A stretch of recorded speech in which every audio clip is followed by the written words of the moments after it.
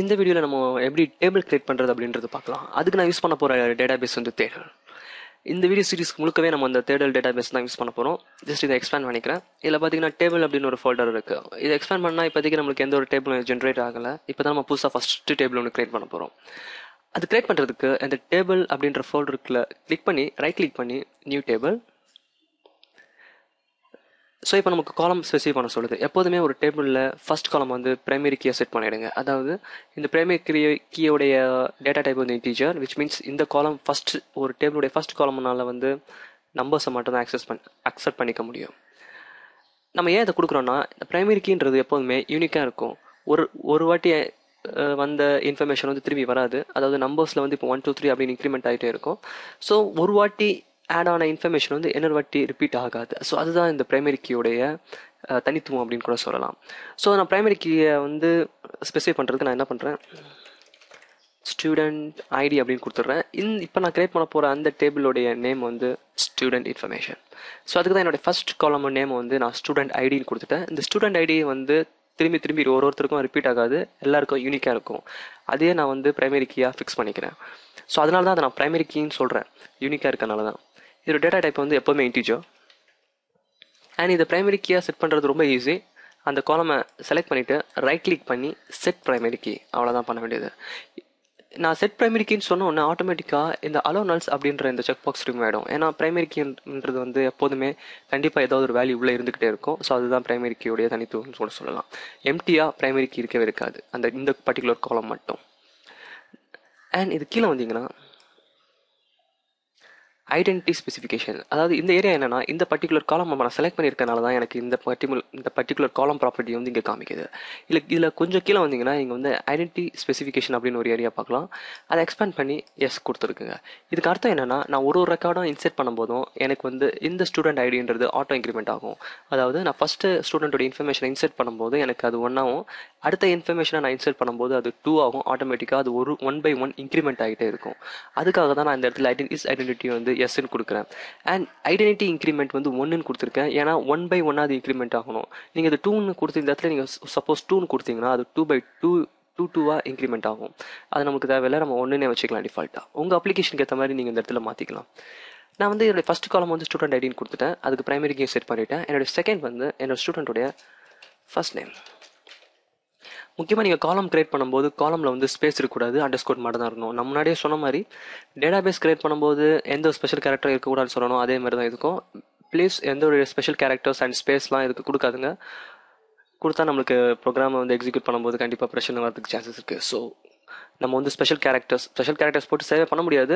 But space விட்டு நம்ம வந்து காலம்ஸ் சேவ் பண்ண முடியும். பட் ஆனால் அதை அவாய்ட் பண்ணுங்கள், ப்ராப்ளம் வராமல் நம்ம தவிர்க்கிறதுக்கு பெட்டர். நான் ஃபர்ஸ்ட் நேமுக்கு வந்து டேட்டா டைப் வந்து NR50 கொடுத்துக்கிறேன். ஏன்னா 50னா மொத்தம் 50 கேரக்டர்ஸ் அலோட். 50க்கு மேலே கண்டிப்பாக ஃபர்ஸ்ட் நேம் இருக்க போகிறது கிடையாது. லாஸ்ட் நேம், ஸோ நான் ஃபர்ஸ்ட் கேப்ஸ்லெட் போட்டுக்கிறேன். அண்டர்ஸ்கோர் நேம், இதுக்கும் NR50 வச்சுக்கிறேன். டேட்டா டைப் நீங்கள் என்ன மேக்ஸிமம் கூட வச்சுக்கலாம், no problem.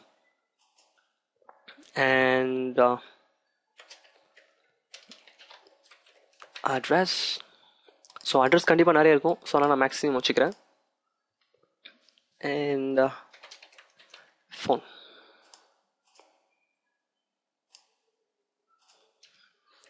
and department.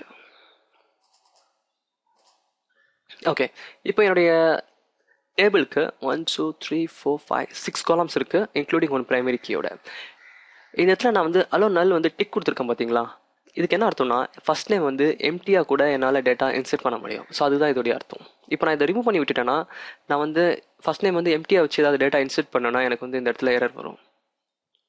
And இப்போ நம்ம டேபிள் கிரியேட் பண்ணியாச்சு. இதை நான் சேவ் பண்ணிக்க வேண்டியதான். மேலே வந்து இங்கே சேவ் ஆப்ஷன் இருக்குது பாருங்களேன், அதை கிளிக் பண்ணுங்கள். இந்த டேட்டா பாக்ஸ் நம்மளுக்கு வரும். ஸோ இது வந்து நம்ம டேபிள் இன்ஃபர்மேஷனை கொடுக்கலாம், அதாவது டேபிள் நேம் கொடுக்கலாம். ஸோ நான் ஸ்டூடெண்ட் இன்ஃபர்மேஷன் அப்படின்னு நான் கொடுத்துக்கிறேன் என்னுடைய table name. Click okay. And left hand சைடில் வந்து அந்த டேபிளை ரீஃப்ரெஷ் பண்ணுங்கள். ஆட்டோமேட்டிக்காக நம்ம கிரியேட் பண்ண அந்த ஸ்டூடெண்ட் அண்டர்ஸ்கோர் இன்ஃபர்மேஷன் அப்படின்ற அந்த டேபிள் கிரியேட் ஆகிருக்கும். இப்போது இது வந்து இந்த டேபிளுடைய ஸ்ட்ரக்சர், விச் மீன்ஸ் இந்த டேபிளில் என்னென்ன காலம்ஸ் வரணும், அந்தந்த காலம்ஸில் ஒரு காலம்ஸில் இருக்க அந்த இன்ஃபர்மேஷன் வந்து என்ன டேட்டா டைப் அப்படின்றத நம்ம இங்கே ஸ்பெசிஃபை பண்ணியிருக்கோம்.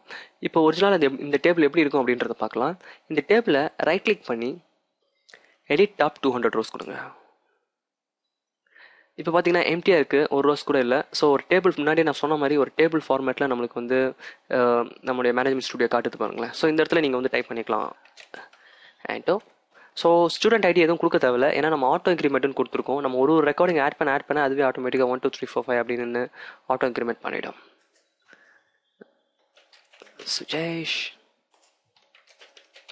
Address 01, phone number, department triple. Okay. So என்னோட மோஸ்ட் க்ரௌசர் நான் கீழே எடுத்துகிட்டு வந்தோடனே ஆட்டோமேட்டிக்காக அந்த ரெட் மார்க்ஸ்லாம் போயிருக்கும். அதுக்கு என்ன அர்த்தம்னா என்னோட ரோ வந்து சேவ் ஆகிடுச்சுன்னு அர்த்தம். ஆட்டோமேட்டிக்காக எனக்கு வந்து என்னோட ஃபஸ்ட் ரோவில் வந்து 1ன்னு வந்திருக்கும் ஸ்டூடெண்ட் ஐடி.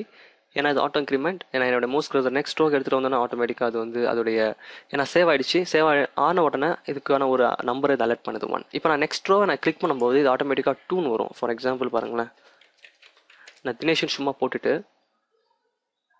என்னுடைய பக்கத்து காலமுக்கு வரேன். அப்போ இந்த இடத்துல வந்து நமக்கு இந்த ரெட் பாயிண்ட் காமிக்குதுல, இது இன்னும் சேவ் ஆகலை அப்படின்னு அர்த்தம். பட் அதுவே நான் வந்து தேர்ட் ரோக்கு வந்துட்டேன்னா எனக்கு ஆட்டோமேட்டிக்காக 1 இன்க்ரிமெண்ட் ஆகி roll number 2 which means student ID 2ன்னு வந்திருக்கும் பாருங்களேன். இதுக்கான என்ன அர்த்தம்னா 2 ரோ சேவ் ஆயிடுச்சு அப்படின்னு அர்த்தம். ஈவன் தான் இங்கே நல்லா இருக்குது, இருந்தாலும் அது வந்து சேவ் ஆகுது.